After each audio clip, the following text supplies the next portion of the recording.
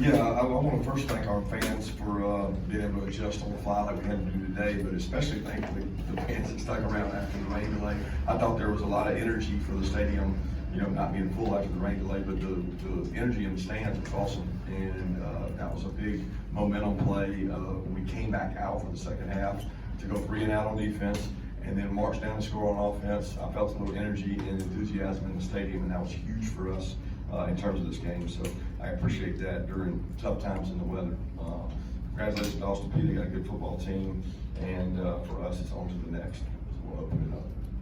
What stood out to you about the way Johnson ran the ball today? Really physical. I thought he got yards after contact. He was running violently. He's got really good power in his lower body. He runs behind his pads. We've noticed that all camp. He's broken a lot of tackles. I thought he had a little more burst and spring in step today, and got yards after contact, which is big for us. What about Dwight? Just how he's progressing. He grows, he gets better. He's continuing to develop, get size and strength. He's got to get a little more size and strength to run behind his pads. He seems more electric. You hold your breath when he comes in there because you feel like he could break out any time. But then when he's running east and west sideways, he's got to cut it up and go somewhere. We had a couple runs where we ended up not getting anything out of it, and they weren't great runs, they weren't well blocked. But I'd like to see him get vertical, get the ball back a line of scrimmage. But really pleased with Dwight and just excited for him because he works so hard every day. Kirby Gunner said that he needs to work on his confidence, especially in the passing game. He said that starts in practice. So what do you need to see from him maybe in practice so that translates into the game? Well, I actually need to see what he does in practice in the game. That's the biggest thing because we take a lot of periods. We did a lot of periods last week to do throwing periods with rush and do pressure pass periods. Play, where you have to play in the pocket and win things in the pocket. So we did a lot of that last week in practice. A lot of play action shots where people try to add up and do things. So he did a really nice job of those things all week. Just got to continue to grow, get better at that, and get comfortable with it. What kind of impact do you think the injuries on the offensive line at this point have had, especially with that group coming together?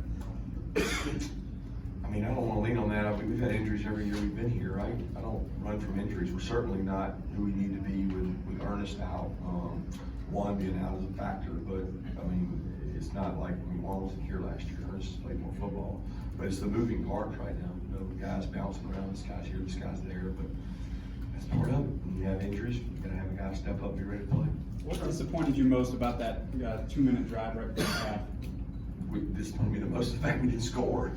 Yeah, but was there just Which one play thing you're that's, asking about? or something that There was just, like 5 plays that were within inches, right? So they did an unbelievable job managing the clock with 1 timeout to get it there.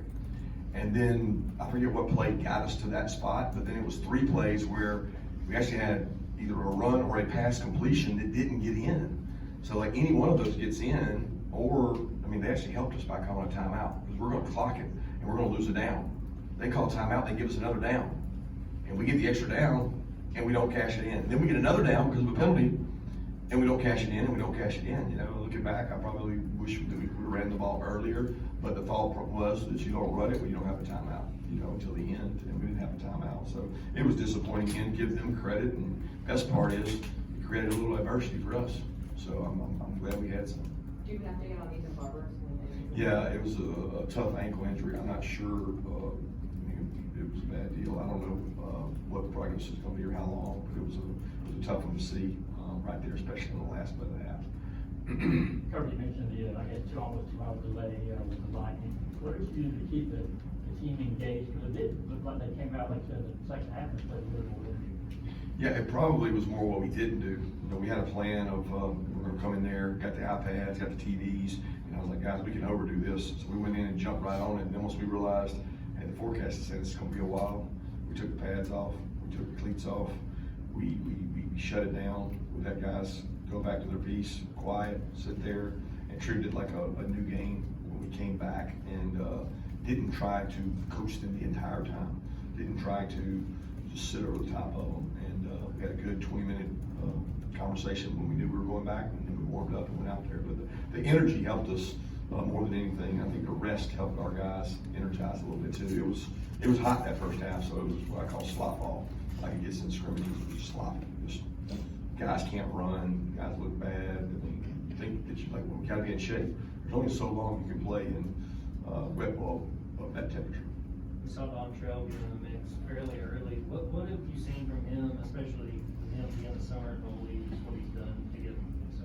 Yeah, I wish he'd come mid-year, because he's been a blessing. I mean, he loves the game, he, passionate about it, very naturally instinctive. He was well coached in high school, he does a good job, and, he's earned the opportunities with, you know, some of the injuries to get in there, and, he's made the most of them. I reserve judgment on this game, because I don't really know how he played, but, he's done a good job in practices. With the offensive line, just how challenging do injuries make? We've got a group that's got to gel, work together as one, and what do you want to see from the Lions looking ahead to obviously the road test next week? Well, they ran the ball really well. I mean, we had a 99-yard drive where I don't know that we threw the ball outside of an RPO once.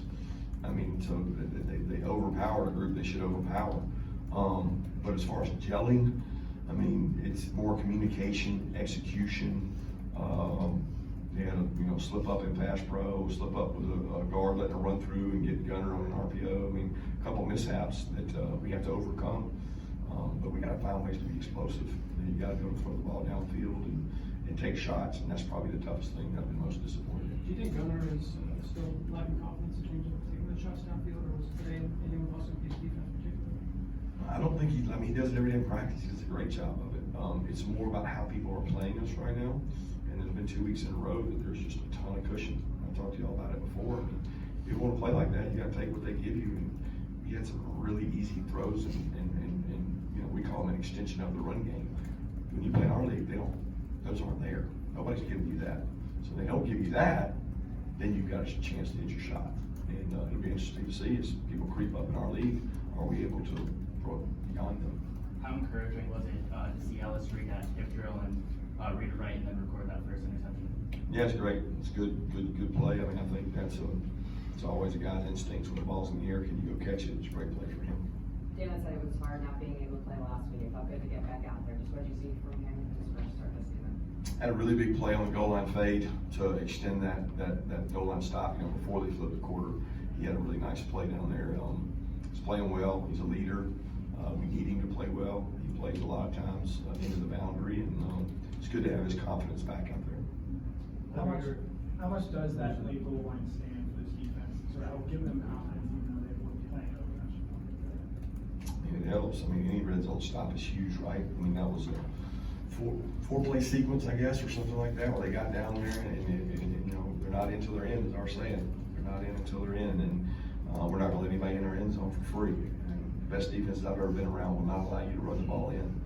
You have to force people to throw the ball to score, and that's it's hard to do down there in those tight quarters. Looking at that second quarter, do you feel like at any point Gunnar got a little bit rattled, a little bit shaking down pressure or anything like that? No, I mean, if you're talking about the second quarter, there was nothing there. There was, I mean, threw a pass to Zach Branch, don't know him, block a guy. Threw a ball to Dylan Bell, and it got tipped at the line. Had a great drive in the second quarter, the 2-minute drive. I mean, he had 2 drops on the plays that he sprinted out and threw a little behind Cash, and then a little speed out to a Branch that I don't know whether they got tipped or not, so I don't know if it was a drop, but those were all good plays by him. So there's nothing in that window that you say is cause for concern or anything. I'm pleased with where he's at. I want him to have confidence in the pocket and make some throws. Is this one of